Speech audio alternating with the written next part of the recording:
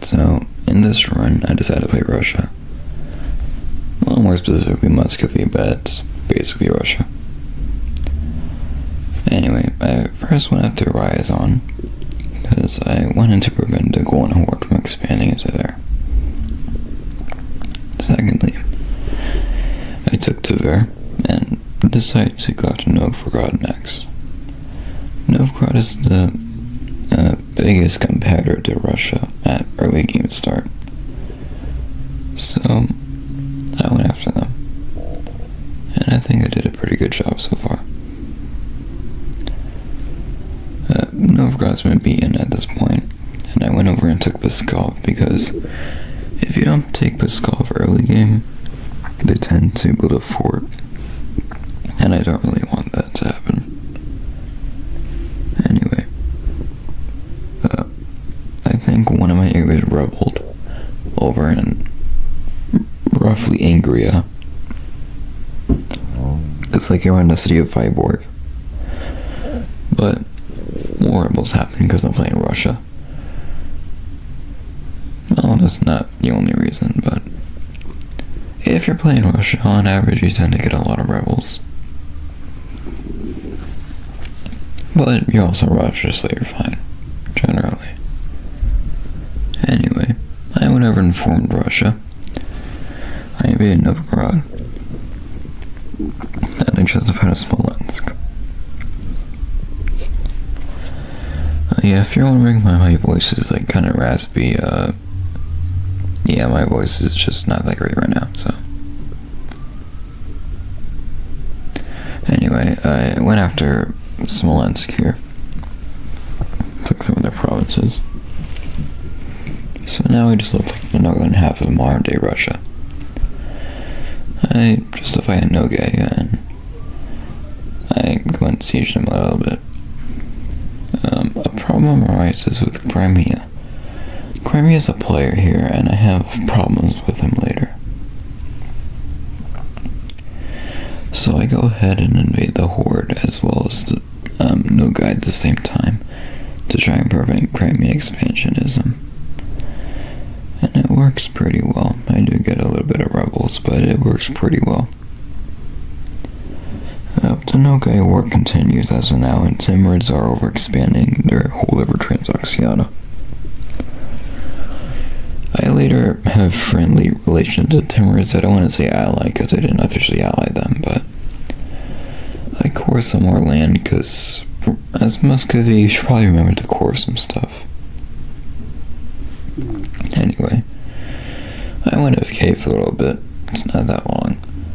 But, TLDR, Poland and Lithuania are just having fun. Well, some army in Lithuania is having fun. I think Crimea waltzes on in there next. Anyway, the Mamluks declare me as a rival there, which is a bit unfortunate because Crimea is an ally to the Ottomans.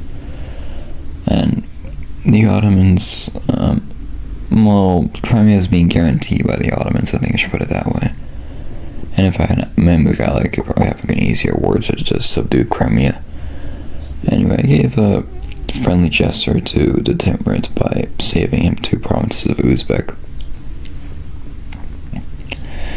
And roughly around now, I kind of want to deal with Crimea, because they're a big threat on my border. And also those borders kind of look disgusting for Russia. Let's just be clear. Anyway, Crimea takes pests out of Hungary. And Hungary is officially just crippled at this point.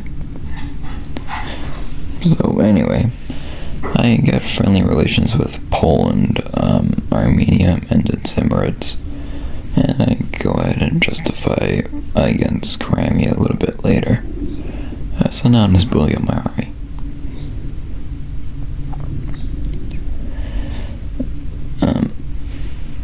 Just so you guys are aware, the Crimean War, it's a long war in this run, so. But anyway, I send like 45k-ish troops down into Crimea in 1540s, so that's pretty cool. Anyway, I I go over and siege Constantinople. Well, I guess it's Istanbul now. I project the Ottoman white peace proposal, and Armenia is over there sacking the Ottoman Anatolian lands. I think this came after the Ottomans invaded Armenia, and Armenia got salty against them and wanted some lands back against retaliation. Anyway, I think Denmark joined the war here, and I'm over just browsing the map. Tried to beat Tunis, but the problem is I went bankrupt, so my army is not doing as great. I still have a big army, but it's just not doing as great. Anyway, I reform my army, and I go ahead and meet the big battle over in Turkey, and it fails. But Crimea, the main war goal, is almost entirely sieged at this point. But you have Tunisia here. I called the Poles for help. But around here I'm doing a pretty good job, I'd say. I went over and beat the Ottoman army twice to try and lower their troop numbers. They're not bankrupt, so if my bankrupt troops can beat their non-bankrupt troops, then it may be harder for them to recover. Maybe. Tunisia offers a white peace. I think I accepted that. And I think my bankruptcy went away because I was able to siege Constantinople again. Anyway, the Ottomans are getting sacked again, as well as Crimea. But the unfortunate thing about this war is, even though Crimea surrenders, there's a game mechanic that if you surrender and a peace isn't reached after 5 years, basically if you take too long formalizing it, then you just white peace.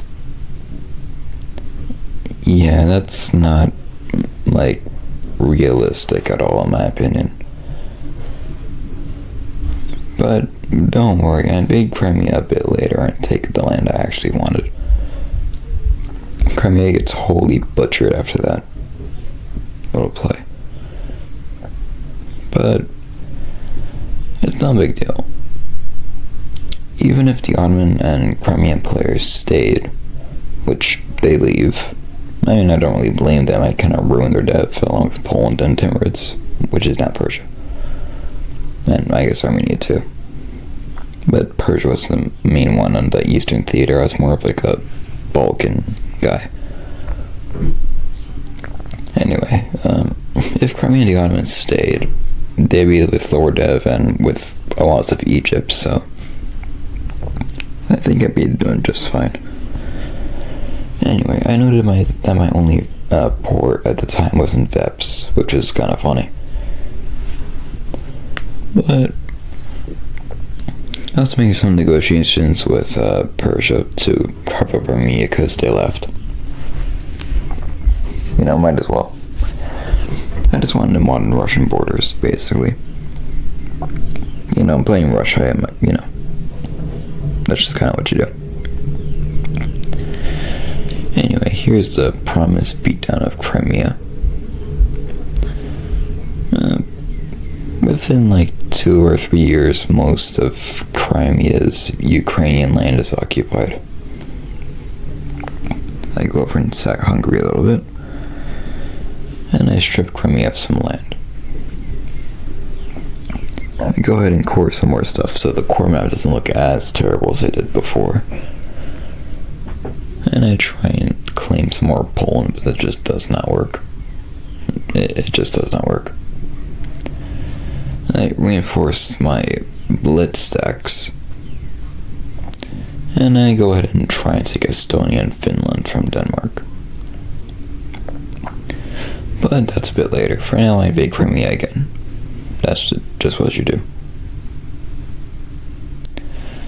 Crimea gets severely humbled in this war. They're just not doing that great. But anyway, I take some land I wanted from Crimea, and I now look like somewhat close to Russia in the modern day,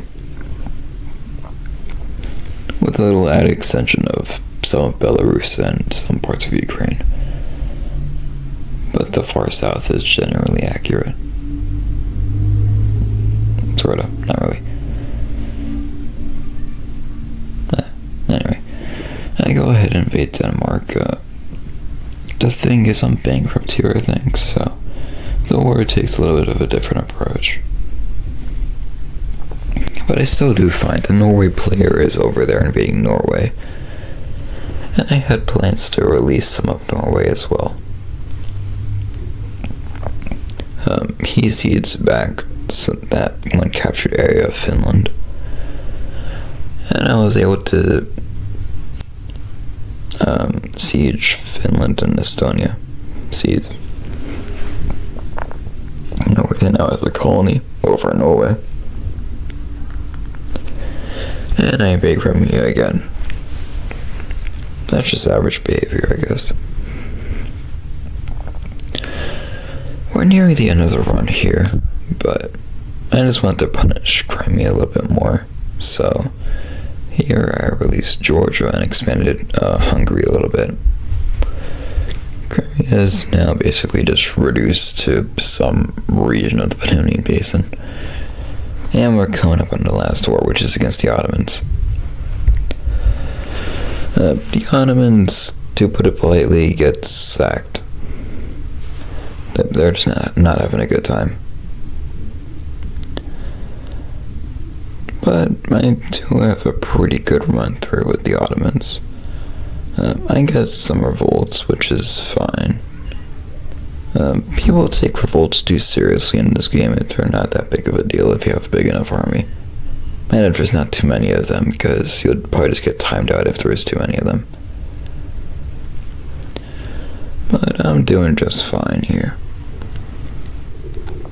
I go ahead and clean up some revolts. Some minor breakaways, it's not a big problem. Crimea took one province back, so I went over and invaded Crimea again. This time to properly break Crimea, since they're only a minor power now, but I just want to reduce them even more. And I went over and dealt with Denmark somewhat. I didn't actually have a long war. We're really pushing into the end of the video now. But TLDR, I take one province of Estonia. And that's about it.